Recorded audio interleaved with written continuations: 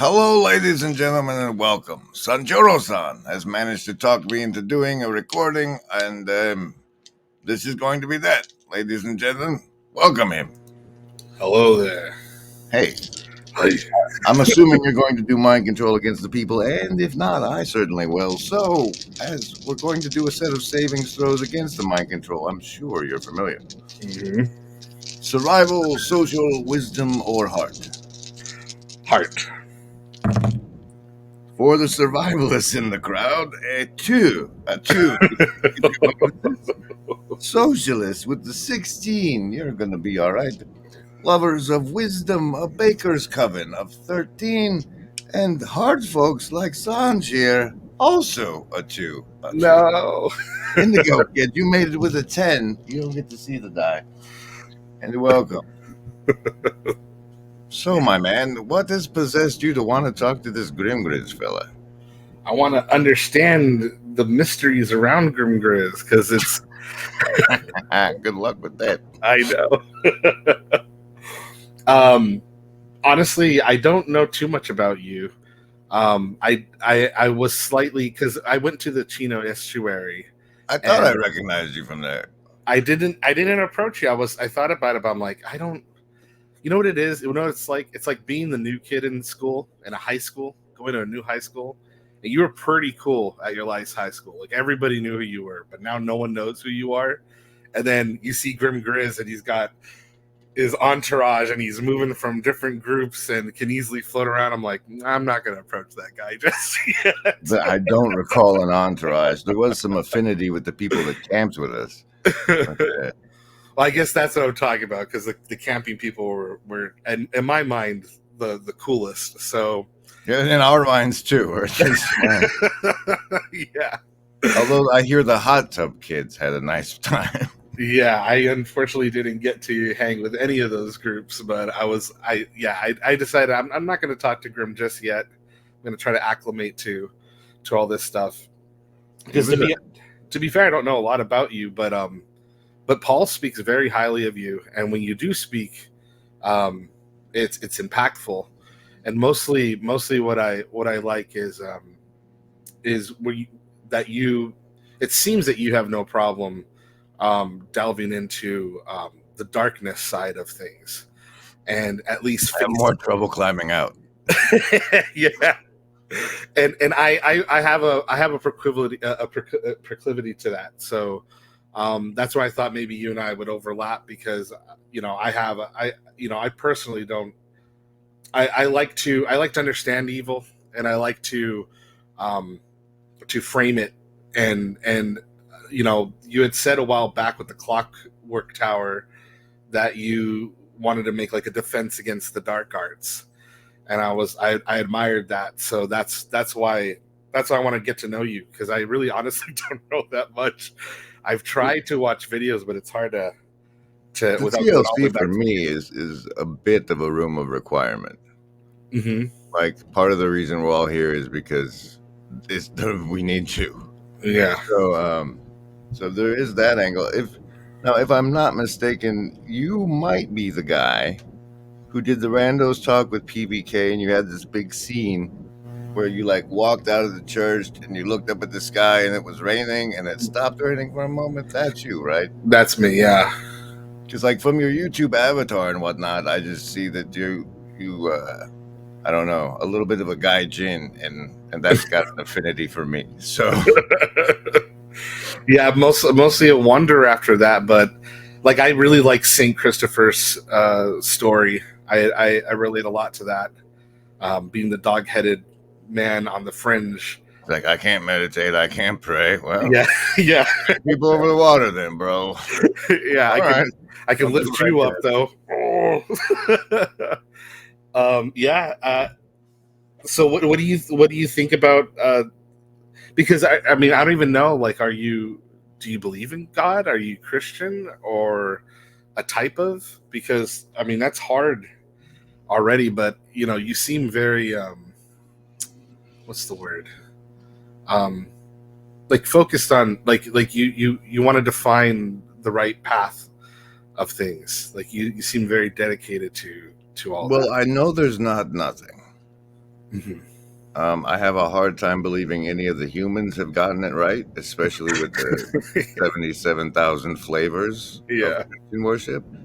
And the part where Exodus, well, based on the Sumerian tablets, which have a flood and predate the Bible, um, I came to think that maybe humans are a genetically engineered abomination, and the Old Testament God may be the one who did that. And it's like a situation where like I can believe in the God as everybody understands him, the creator of the universe one. And I can also imagine that a superior to us species would genetically engineer somebody like us as slaves. Mhm. And so I really don't mesh well with all the Christians because they take that Old Testament thing as him being the same guy through the whole thing. And so I wouldn't say I'm a Christian by that metric, but I do believe in the resurrection of Mhm. Christ. Yeah. Yeah. And it's sort of like if I'm right and the superior alien species genetically engineered us, then it sounds like something God would do Yeah. is to like solve his Messiah issue and down Christ. So a little bit of heretical, but all knees shall bow, and I'm in down for the Christ part. So That's what I kind of thought when you would go into set and such, and your knowledge of that time period. I had a feeling that this is kind of where your what you thought, but I didn't. You never explicitly, at least things that I saw, I never saw that. Um, I don't have a set of beliefs. Like, I wouldn't say I agree or disagree with you. It's more what's on the table, what's possible. And what you just said right now is definitely possible and definitely on the table for me. I've never and I like taken it off the table. and the fact that the Chinese people have injected the human genome into monkey brains, Hmm. like yes, we were made in his image. Right. It's evident because the apple didn't fall far from the tree, and we're doing the same thing. Right. So, Right, but because there's so much of that overlap that is it's too much to deny. Like the Christian story leaves that open to it could be aliens, right? Like it could. you'd think somewhere in all the editing they've done of the Bible that they would make the Elohim said, let's make us in our image. They Yeah. would have made that singular, but Right. they did not. So Right. yeah, yeah. Yeah, and I totally have thought down those same lines, and there's no way to sort of disprove it really with as much access to information that I currently have. Um, but Well, there's a lot of evidence that th- that could be true. So there's I the don't. whole thing that like in order for us to have free will, like stuff can't be proven. Right. Because if it's proven behind it Then it's beyond a over. shadow of a doubt, It's then you over. don't have the will to choose anymore. Yeah, it's over. You have perfect knowledge, so there's no such thing as a choice.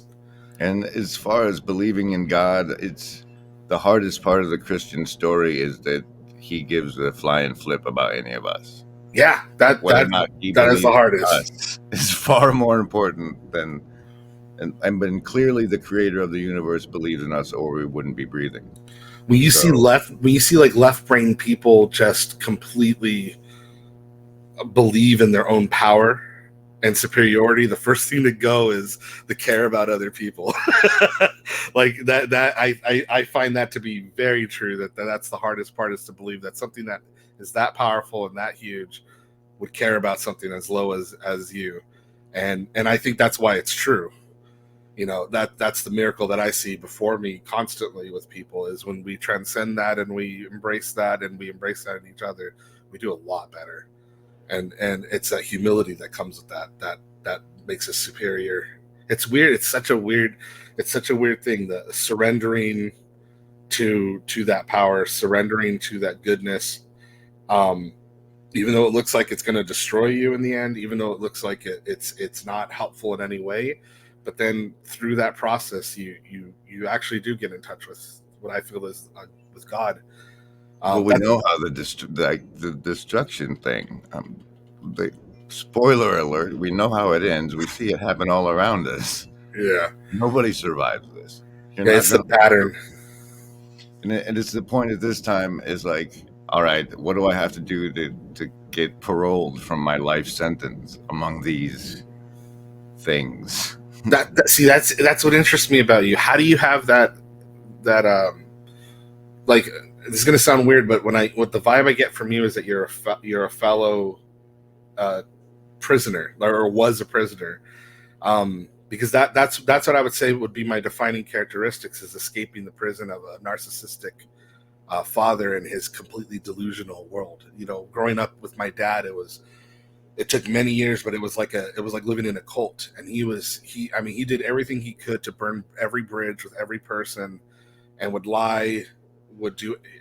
It was all about him. I never met somebody that it was more about him. The closest thing that I watch, like those killer documentaries, like the interrogation room stuff. That makes me feel calm. just to watch, It's like home. just to watch this jerk get his upcomings with these detectives as he flounders and tries to control reality like a psychopath, and then just watching it all crumble down. But I grew up with that, but I get that sense from you too, that you were also have some notion of what it's like to be in prison, because that humility track going underneath is, in my mind, the only way out.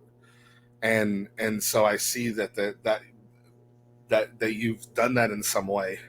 No. I'm a member of the fraternal regiment embodying narcissistic sociopathy. Really?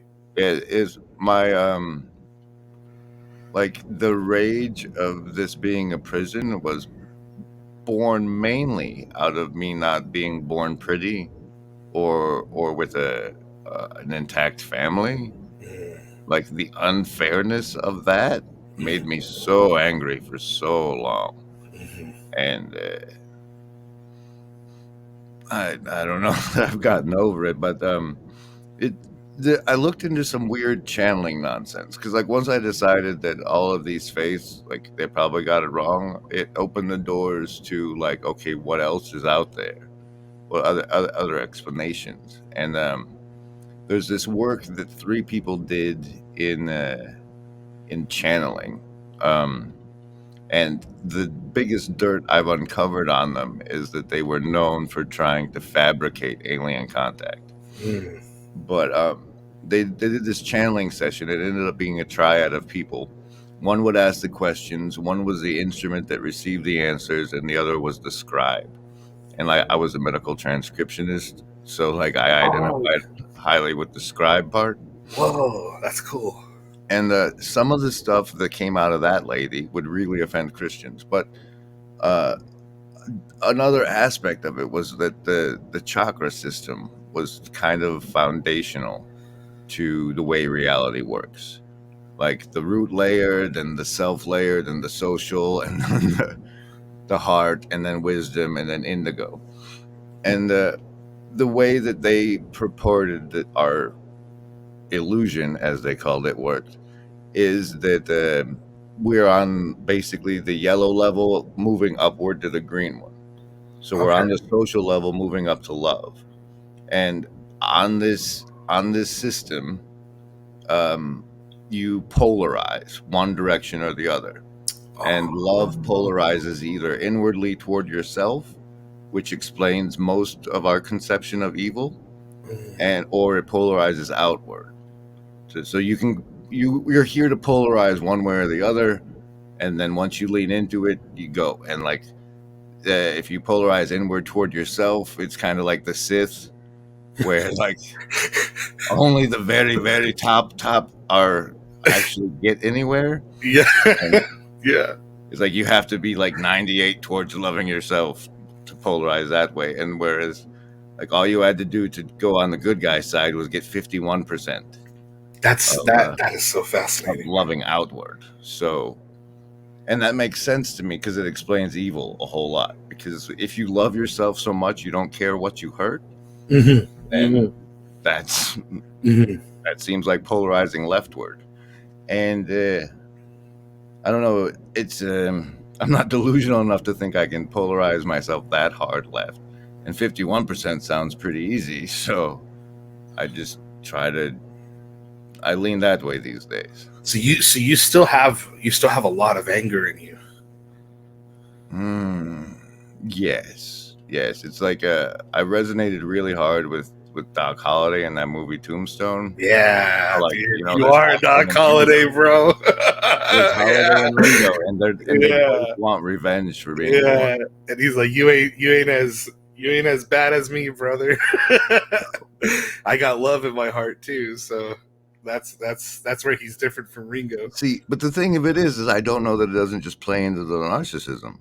I don't think Because so. like to me, like doing evil to other people is a shame I don't want on myself. Hmm.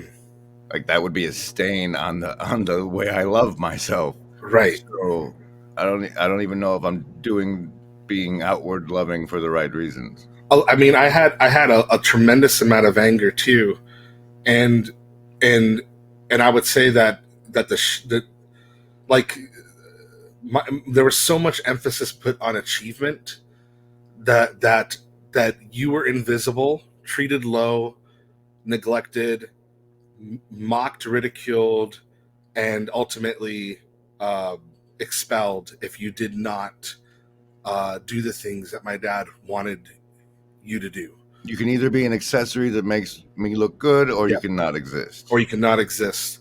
And so me and my siblings, I mean, we were all like I was a 3-time champion soccer player. My sisters were basketball champions. My brother left home and started doing music and played with a bunch of different bands. Um, and it was never good enough because what he wanted was a very specific. He wanted you to essentially be the guy from American Psycho. He wanted you to go Wall Street, be a big time. He never did it. You know, he worked his way up some corporations, but that's the only thing he respected was money and power. And and I never want. I was the furthest thing from that. You know, I always had an affinity for storytelling and things like that. But the anger and the hatred, like it's so bad that I don't work right now because I had a back injury. I don't know how I'm going to get back in the workforce because it makes me physically sick to think about working a job that just any job and not and because he made it such a miserable experience working just going to work, and he wanted us to succeed and to go to work, but if we didn't do the jobs that he wanted, you know, I've had him call up my jobs and get me fired by harassing my employers. My mother did the same thing. Like my parents were both like the worst thing in my life, trying to hurt me and hold me back with this. There's narcissism, but deep um it's this deep insecurity and fear that they have of being alone and wanting us so bad that they're willing to crush us and kill us. So that you have nowhere else to go. Yeah. That we have nowhere else to go, and so that my anger was directed towards um, that type of thinking, that type of wanting praise and wanting to be loved by everybody and wanting all the things. And so I dedicated myself to being useful and being authentic in the shadows. And so everywhere I went, it was always like I'm always I was that guy, you know, I was that guy that you know, somebody was in trouble, you know, I'd come out of the bushes and beat the shit out of the person that was attacking that guy, or The if they had bad good guy, the like bad in guy. those movies. Yeah, yeah. Yeah, I a lot of relation to the Punisher.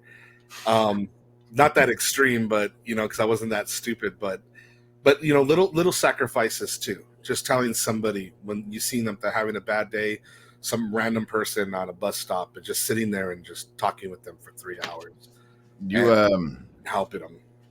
have you forgiven them yet, your parents? Yeah, I've forgiven them. Because that's hard. That's the And hardest. and that's the only way to stop carrying that poison, as far as I can tell. It took Yeah. me, like, how dare, like, I was told once that my father had told my mom to have an abortion, and she told me at the ripe age of 10 that the reason she didn't was to give herself a reason to live. You know, that took me at least 20 years to get over. Like, But just the resentment, how selfish of you to make me go through this entire life of this just because you know, and that. Ooh. But now, this is gonna sound crazy, but what you just said right now is the exact same thing for my oldest brother. Because I'm the youngest of four. My brother's 14 years older than me, and he's having it pretty rough right now. Um, but that was the exact same thing. My dad forced her in a car, got a what's it called, coat hanger, and it was telling her he's like you're gonna do this, you're gonna put it up there, and you're gonna get an abortion one way or another, because I'm not gonna spend the rest of my life with you. Because he was 20, she was 18, and he thought that he was gonna become whatever. delusions of grandeur are some of the best mental He illness. is a textbook grandiose, malignant narcissist, like to the T. But my mom said the exact same thing your mom said. And, No, I need a reason to live. yeah, other reason to live. Yeah, I but mean, my mom ended up being not too bad though. Like she tried really hard, and she tried to make it work with him, and he was not. He had. I mean, I have a half sister out there. He was fucking other women. He hid money away when they divorced. My dad just didn't. Once they divorced when I was 10, that's when the true mask came off, and my dad was like, "Get out of this house. I don't want anything to do with you kids," pretty much. Unless of course you're here to tell me how amazing I am. Which is unfortunately my brother and my other sister. One of my sisters is stuck in that with him. He comes for the holidays, and they have to. He tells them made up versions of the past, where that he omits my mother from ever being a part of it, and it was just him giving birth to them. amazing, That's how loony his stories amazing. are. So tell me about you. What's going on in you other than, like, I have my own thing with traditional work and my desire not to be a slave. But what else is going on? Well, I've been working since I was 16, and I got lucky. There was an ROP program, which I don't even think they do anymore, a work training program. I'm in California, and it was in this place called Chino, actually where Chino Estuary was. And they had A plus and N plus for certifications for computer repair. And I took that in high school, and I got certified. And so I was always doing some sort of computer repair. I did this one gig for about 5 years where there were these charter schools all over Southern California, all the way down to San Diego, and just drive everywhere and fix cards. Ooh, 6 diamonds. And Occasionally flash cards on the screens. Please don't be offended. I would fix computers. I didn't hate the work, but I hated more the fact that I wasn't doing any of the things that I was interested in, which was storytelling, movies. I wanted to do acting. I wanted to do writing. I wanted to do just anything in the creative sphere. Are you now? No, I mean I have the opportunity to, because I'm at home. In fact, I've been. That's kind of the reason why I reached out to Paul and to y'all here in the TLC, because I know it sounds weird, but I don't have a lot of friends, and Why does that sound weird? A lot of us don't have any friends. that's true, I guess. Um, yeah, I guess that's true. And and I told Paul that I'm looking for friends, and in a way though too, I'm also looking for allies, because you know how important your journey is to you, and the choices that you've made to get yourself here are really important. and you don't just want to show that to anybody, and you don't want people around you that are going to tear that down. And that sounds like that should be obvious to know, but a Oh, lot you of can that, find out the hard way. yeah, or you can find out, yeah, the hard way.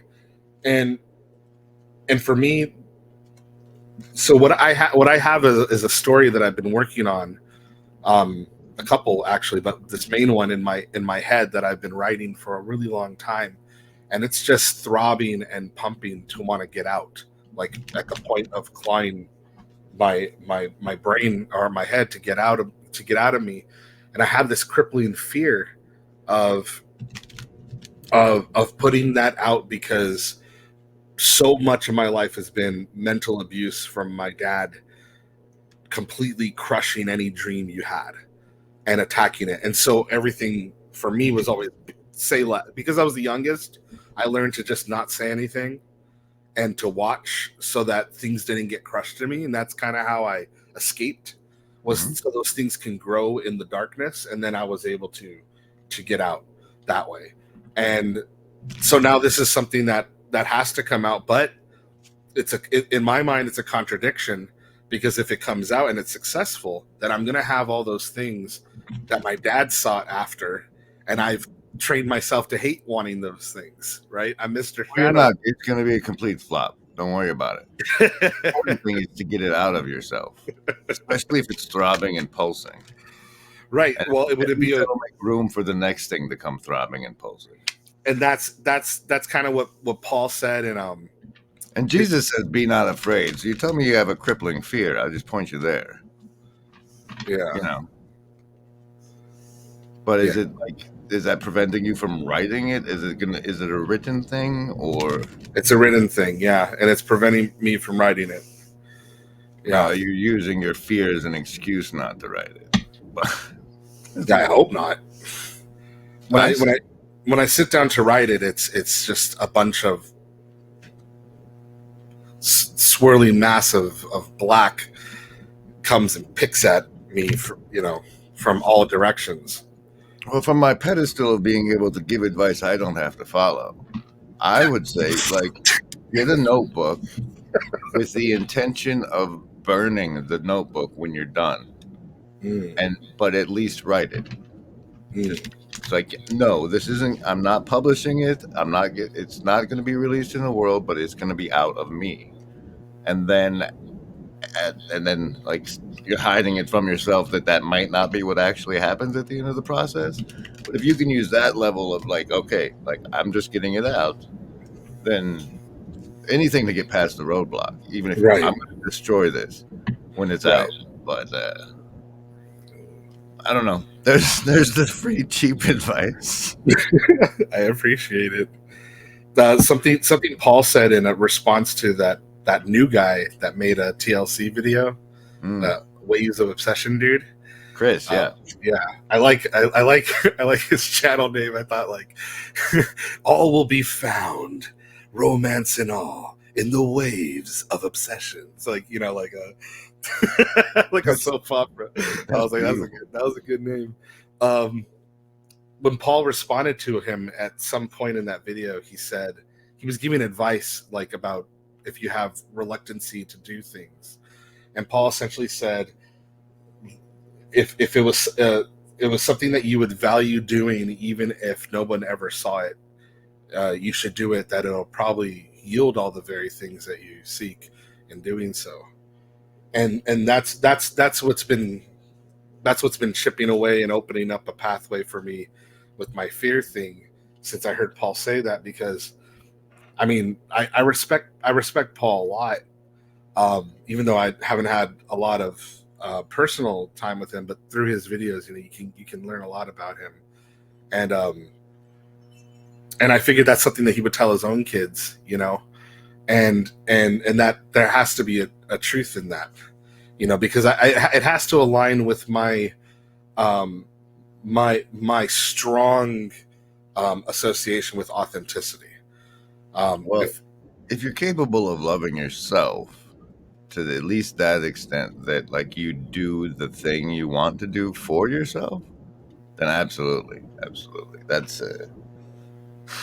but it's a big if. It's a big Yeah, if. I'm starting to realize talking with you that it really is this just tainted, like thinking that any type of self-care is narcissistic. And I mean, I think that's why my weight's got in the way that it is too. It's just not caring about my body, not seeing that there's any value in that, because having any type of value in yourself means you're a tyrant. Because that's what I thought it was. That sounds like a corrupted association.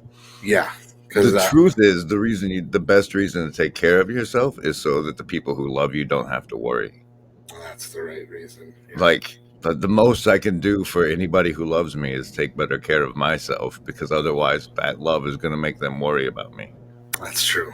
Yeah. See, my dad never gave a. The more you worried about him, the happier he was. The more you gave him any attention, the happier. It's like it was so low resolution and so selfish. Like, this guy is so selfish, man. He's ruined. You have no idea how many lives my dad's ruined. I mean, the only thing that it's just, I mean, Ted Bundy. I mean, it's just killers. If he just killed somebody, that would be the only thing that would make him worse. Like, he really does not. His siblings, his family, our cousins, we have no relations with anybody. Everything's been tainted. He doesn't care. He's ruined so many different people's. He's the kind of, he'd go and destroy people's reputations, a reputation destroyer, just the most vindictive. You're on my show giving him attention though, bro. Yeah. No, but this is my first time ever talking about it. It's always been just inside of me. So I mean, it's still attention to him. So if you think that he's giving dying. him attention is a bad thing, he's like clearly like this. The wounds that he's given you are still causing you to feed him attention, even now. Well, I mean, so maybe the forgiveness part hasn't been accomplished. Well, I see your point, but at the same time, most of my life has been making excuses for him. And I mean, that's a different form of attention. I'm not talking. I'm just saying that, like, you could be telling me about your kids, right? You made babies. Oh yeah, yeah, they're beautiful. That could be what you're giving attention to, and instead it's that. And so I guess I thought that was trying to explain to you where I was coming from, but yeah, no, I mean, I don't particularly want to give him any attention anyways. That's the whole reason why I went no contact several years ago, because I focus on my family. That's all I focus on now is my kids and my wife and her mother. And how many have you made? I made 2 so far. 2 boys. One's 4 and one's 2. 2. See, a lot of the things that one of the goals of the people listen to me. So one of the things I want to seed out there is that we don't really have initiations into manhood in our society. So I got this thing called the God Mask. It's a story about a replacement one for us. And but I've always been like, since I went through it, at one point I was a 14-year-old or whatever coming into manhood, and I got nothing from my people or my society about how to prepare me for the obligations of that. Is how what little thing would you give a teenager coming into manhood if he had nothing, and you only had like 1 or 2 things you could say to him? What would be those pieces that would help them deal with what's to come? What's to come? Can you think of one of those off the top of your head? Yeah. I would say, yeah, and fair enough about giving my dad attention, because most of my life has been thinking about the kind of father I want to be and preparing for myself to have my own, because I knew that from a young age that I wanted to be a father. So one thing I would do is always imagine my children right in front of me, and same thing, like, to be the kind of person I wish that I ran into when I was growing up, exactly as you're saying here. And that initiation would if I was to tell them something, it's that power is going to be wielded no matter what. either against you or for you or by you, that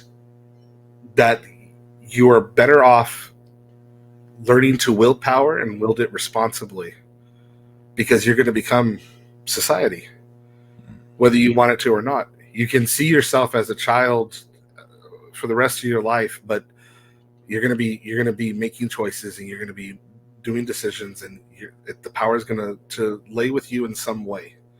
And so you might as well embrace that, because that transitioning between boy to man, that is an embracing of the fear of being in charge, and being the one that has to go into the darkness and hunt and bring back for the rest.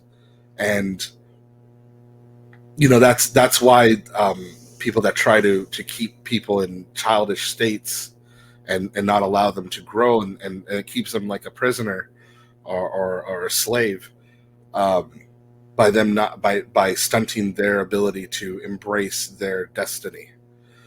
And I would like that makes me think of like how I spent 2 decades just abdicating whatever my response. I was like, to me, avoiding responsibility was the win condition of life, like maximizing doing what I wanted to do, which was servicing my video game addictions and whatnot.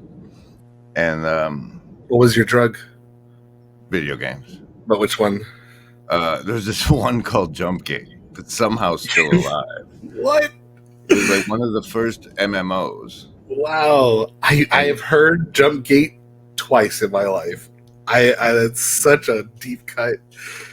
I thought you were going to say UO, but no. But see, the thing is, they mastered synthetic meaning, because like you're right. Like if nobody made the equipment wasn't there. So like I was servicing whatever the player base was. Shut the fuck up, dude. 30 to 40 people. That's deep. That is so deep. You're right. Right.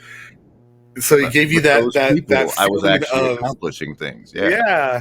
That gave you that sense. It wouldn't be in the game if it wasn't for me. Yeah, that's the Vervaeke, because that's what he talks about, and that sense making in there.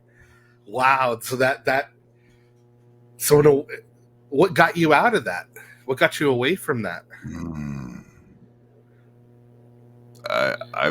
I've picked it back up, so I don't know that I'm away from it. But like eventually they shut the game down. Mm-hmm. Like it failed commercially, and they pulled the plug on it. And then, so there I was. I guess I'll pursue life and women or whatever. But I was still doing the like my notion, trying to be a good person just meant going to work every day and doing that. And interesting. And it wasn't until 2018 or whatever. So I guess it was probably 6 years after the game went down that the abdication of my responsibility as a man was actually making the world worse.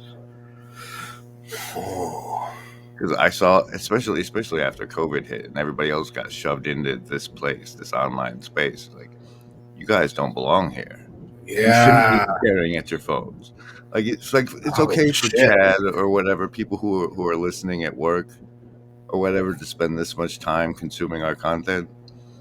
But like, it's like I'm off in Peter Pan Neverland, and then like all these other people I see here, and they shouldn't be here. They have lives already that they're neglecting to be here. And so like in one of my talks with Paul, I made him admit that this is mission work.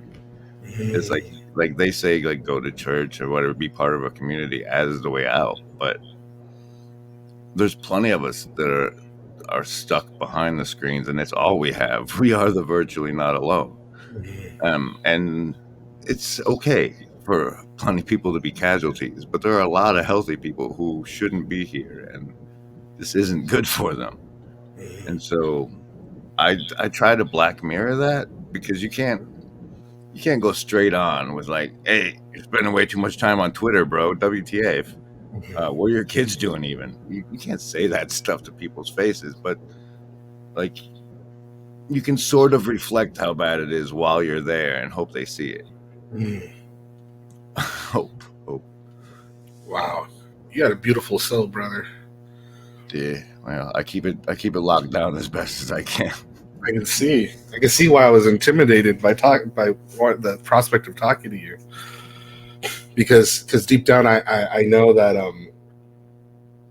no matter how bad it's been for me, I know that it could be much worse, and I know that there's very strong people in worse places than me, and they're beautiful, you know, and you're one of those dudes. I can Well, see that. sprinkled all over. That's the like we don't know what this reality is. We don't get to know as part of it, as like part of the challenge, right? Yeah. And so I'm always toying with like, all right, whatever I think is the best possible thing, if a loving God created it, it's actually way better than that. Mm. What the best I can come up with is that we're here to be the light in the darkness. Yes. But part of the stretch is that we forget why we come. Right. What makes it a dangerous, dangerous place? It's Yeah. like I know you want to go and serve me and be the light in the darkness, but once you get down there, you're gonna forget that's why you went down there. That's exactly the story that I'm writing. It's called Fanfare, and it's about a dream walker who's stuck in the dream world. And part of his whole character persona is that uh, he does all these things in secret, working through people's minds, but they'll never remember who he is. And so it's this not getting credit for what he's doing. And the story kicks off when a newly awakened dreamwalker named Ellie, he's tasked with having to catch her up to speed with what's going on. And what you just said, that forgetting once you go into the darkness of why you're doing it to begin with is almost like the entire theme of my story, because it's fast. It's that's it. And there's there's something about that is just so that's What we've it. been living the last Yeah. 46 fucking Yeah. years. Yeah. Yeah, it's true. Because when God picks you, and or you pick God, or whichever comes first, it's like it's not what you thought it was. It's not. There's no such thing as like I'm gonna be the good guy. Like it's like no. Like it's almost like you have a union with. You have to understand the dark. I think that's why I wanted to talk to you, because the way you talk about Set, it's like yeah, like you're ballsy and you just go right at it. And it's like, to me, the most dangerous thing, one of the most dangerous things in our culture is allowing this TV in your house and allowing it to dictate off And culture that and and that was ideas. 30 years ago. Yeah, and we've been Like living, and we're in. Yeah, exactly. We're in the I, second, third expansion. I remember when I got my first smartphone. I had been watching for like 6 months as one of my coworkers would just always be in it. But I was already on the internet, right? And so it was like, well, it's just the same thing. It's just more convenient That's to right. have it. But the way it ate, I saw it eating somebody else's life, and I was like, Hmm. all right, I know what this is. I know what this does. I'm going to do it anyway. Yeah, But then that's the self-destructive tendencies. But like, and then you get like, have you ever tried to leave your house without your cell phone? yeah, How weird that feels all of a sudden. yeah, Noticing those little things, but yeah. Exactly. Paying attention to those very small things is really important. Really important, just in life in general, I think. it's like you know better. And Hmm. if you're not dishonest with yourself, you know better. And a lot of times you're gonna do it anyway, and then what? So Do you think that? So do you think that Set is a pattern that is that has always been there and will always do what it's going to do, Or do you think that there's some sort of connection between that and to use some of the language, the modern monoculture that is kind of emerging? Because I saw how those people that don't have any type of tradition just default to what I was calling like it's not really like United States government culture, but it kind of felt like that. You just watch the TV and that was your priest, and you just buy the clothes, watch The Voice. Those are your jokes. Well, Those are your talking things. That you see that you're like you were born ignorant, and just what is what is, and so and the thing that's dangerous about Set is that it's a normalization spell. It's like, this is what's normal. This is what's normal. This is what's normal. And then once everybody was like, yeah, that's normal, then they started they started the inversion nice and slow. Yes. With the will and grace. Yes. Promiscuity is fine. Yes. Friends. Yes. Yeah, and it's. Yes. I think, but to me, like, I call it Set the way I do because of the Osiris Set Horus story. We're at the part where we need the giant magic cock of Osiris to help give birth to Horus. Yeah. And the women are crying out for it. You're 100% right. It sounds funny, but it's like you're right. That because I think about that story too, about how they have to go back and get all the pieces back together, and reunify the masculinity. And you're right. You're right. That's why I try to like just say what I see, because that's to the extent I can, right? That's me ripping out my eye and giving it back to Osiris. That's badass. I like that. This is what I see. This is Dude, what that's hard. That's hardcore, bro. But you only have one eye to give, right? So that's like even deeper. You're like, Father. That might have one, I guess. I don't. That's cool. I like that because I think the same thing. It's important to just say what you see, and in all honesty, that's the best thing you could possibly do. Because some of the people in the TLC, I don't critique too hard because I understand everyone comes from different spots, but some people get a little too involved in like comparing works and it's like it's okay, but I think I'm more of a pragmatist at heart. If it doesn't affect the bottom base, I don't see how it's going to change anything.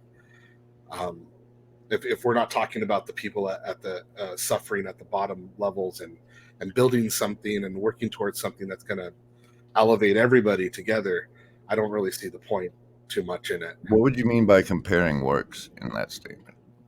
Like it almost feels like high school, where it's almost like the debate is getting further and further away from the point of what we're trying to talk about, and more like whose ideas fit nicer in their own paradigm, and it's almost like they're trying to claim the top, and it's like, why? Like, why even try to claim the top at that? I'm glad that's all here.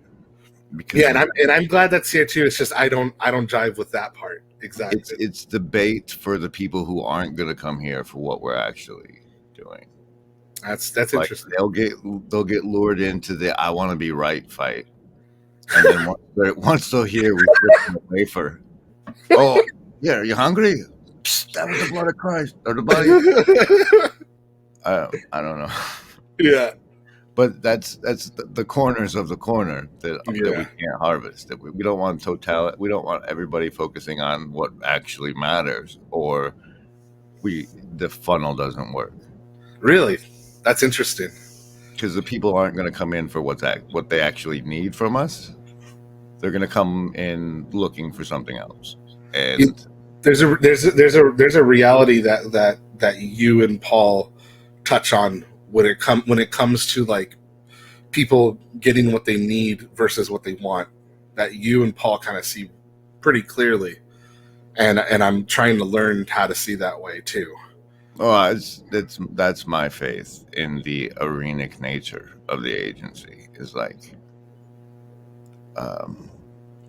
you're gonna the soil has to be prepared, and you and your salience landscaper will be like, there's something interesting over there, but I can't really tell what it is. Go check it out. Go check it out, and you'll check it out, and you'll think you're doing one thing. Meanwhile, God's got this plan to wallop you as soon as you like feel comfortable enough. He's like, oh yeah, and by the way, here's that thing that's been like, here's one rando in a conversation saying one thing that like just undoes all of your misconceptions about something. Oh, the randos are great, man. I love a lot of the different voices in the TLC, and I just want to state again, I wasn't judging those ones, the people that do get lost, because that's what they're good at. You know, they're good at dancing over there with those ideas and stuff like that. Some of those dances are beautiful to watch. Yeah, so. They really are. But for my own taste, I like to find, well, the ones talking about God could be an alien. it's like I'm like, it's not that outside of, from what I see, it's not that. Mean, Moses had to hide in the rock as a spaceship flew by, obviously. If God's good and he's an alien, then I guess that's what it is. You know. Well, it's just this whole, hey, you guys are the top of the food chain. That's exactly what I tell my cows. That's true. I love that. That's cool. All right, anywhere you want to go from here? I got about 10 minutes of this left. I think this was pretty good. I really enjoy getting to know you. You know, I knew you were kind of a harder dude. That you've been through some shit, and I'm glad to see compared to a lot of folks. Yeah, it always goes. I've been through is being well sheltered, well enabled, and like people have been through hard things.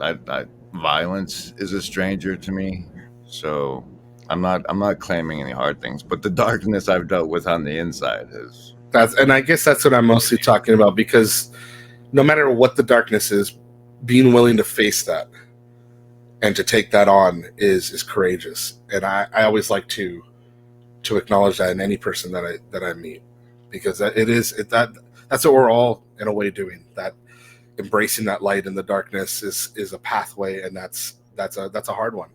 It really is a hard one. And when you get that right and you become a beacon for other people, I mean, I just think it's the most beautiful thing. And that's what I see a lot of in the TLC.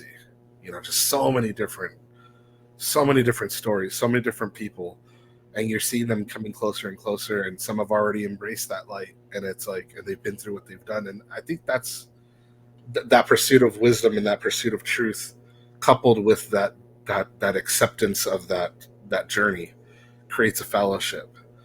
And I love that about I for me, the TLC is a fellowship in the truest sense of definition of that word. And you know, we could. That's one of the definitions I don't balk at. Yeah. There's a couple that we could balk at, but it's like the whole randos thing, and just for me, it's helping to break the audience spell of set. Mm-hmm. That like.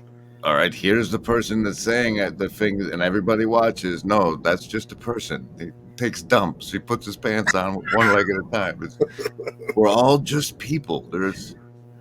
I don't know, and that's for me what the randos part is. It's like, because you don't know what's in that person. So your take on waves of obsession, the kind of questions that are floating around the TLC right now. What's your take on? You think that's a good thing then, that people are coming forward and getting involved more, or what's your take on that? I think it's a mixed bag, as all things. Mm-hmm. I know, like I wouldn't be surprised if he specifically targeted me to disseminate that video, just because of the way that like like his thumbnail for it said "Find the Others," Mm-hmm. and like when I went through the mentions and I saw that, I was like, all right, that guy gets it. And then he just pulls up that big whole like graph and the movie. I'm like, okay, all right, that was he's on, So I it's hard though because like he wasn't wrong about like a lot of people that are gonna try are gonna not hit the right note or like not catch the right attention, and they'll put a whole bunch of effort, get nothing, feel rejected, and float away. And so that could do a lot of damage too. That's true. That's very true. Depending on where they are on their journey, that could really hurt somebody. Yeah. But people trying to play is better than people not trying to play. That's also a really good point. And if everybody can keep their expectations low enough, then it's good, because otherwise, like we've been, like Paul says, 6 years. I've been at least 4. Like we've been living in the corner. Mm-hmm. A lot of us have been living in the corner for years, and aside like the conferences and if it wasn't for the conferences and stuff starting, that would just be sad. Yeah. I found that the Chino estuary to be, even though I didn't interact with too many people, it was a very healthy, really good experience for me. Yeah, I really enjoyed it. I really felt like a lot of me was able to be laid to be at rest and be at peace, just being with like-minded individuals like that, and to see how diverse everybody was, but how we can all come together on such a very hard thing, which is a journey towards truth and wisdom. That's I mean, you can find a bunch of, they like on Twitch, they call them communities, like this is our community, and it's like no one communes. It's just there, you have this all-seeing figure that's beaming down their ego at everybody, and everyone's like little fishes trying to eat up their And ego, competing for who can be the biggest little fish. yeah, who could be the next, yeah, right, the next little biggest fish, and who could get the garnering enough attention from the biggest, the person who's doing it. And it's like that, none of that's true, but to find a bunch of people that, from every walk of life, every belief system, and coming together like that, like that's why I've always liked the word fellowship, because that's what it feels like. It's like this is all of our problem, but it's not so clear that it is sometimes that it's all our problem. That was the best part of Chino for me, was like the physically seeing with my own eyes what it's like. You are not alone in this. Yeah, You've never been alone in this. Yeah. Look at all these people. Yeah, a lot of loneliness. That's what it was. A lot of loneliness draining away from me, just because it was no longer, I was no longer deniable. As much as maybe I'd want to deny it, it was like it wasn't. It was like, okay, it's real. You're real. It's real. Let's get going. Let's do something about it. Are you making it to the summit? Or are you not a Peugeot fanboy? I really like Peugeot. I'm still working on his brother's book, the language one. That one's a doozy. I figured it's important because I think he really is providing the right lens to kind of look at the symbolism of the Bible, to put yourself in the mindset of the people of that day. Like Vervaeke talks about too in the Meaning Crisis in his early videos about seeing the world from that one. So a part of me is like, this, I should know this, right? But I'm not a Peugeot fanboy in that, like, I didn't become an ortho bro. Those guys are. I'm sure there's interesting stuff there, but I'm just not there yet. I think I'll eventually get to looking at some of those mysteries and stuff there, but right now my focus is to really get myself in a place where I can make this final transition for myself into a writer and provide for my family, and do my last transformation, because it's getting hard. I've done so many of those that it's There's never a last one, not on this earth, man. well, that's good then, because I really want to pull this off. And you're better at it than most if you've done a lot of them. But Oh, I didn't think of it that way. Thank you for saying that. That and helps. remember what JC says about the birds, the sparrows. What's he Like, saying? don't worry about tomorrow, man. God takes care of them; He'll take care of you. That's true. But Yeah. if you haven't written at least the first chapter by the next time, I don't know. I'll give you a month. If we then I'm going to be disappointed in you. I don't think I could. I don't even think I could show my face around if I You don't. got this. Just spit it out in a notebook, knowing that you're going to burn it when it's done. Because like good stuff takes multiple drafts anyway. Yeah, you're right, brother. You're right. You 100%. You're right. I'm glad I had you on. I'm I glad hope to get to know you, everybody- dude. You're a really cool guy, and you're very cryptic sometimes on like all those other things. But I like that. I like that you poke everybody in these cryptic ways. Part of the being cryptic thing is so that the people who do have ears to hear can catch it, and the people who don't like have to run away from it because it's got what they're not ready for. Yeah. All right, I'm gonna take the train on out of here. Thanks, Ange. All right. Thank you.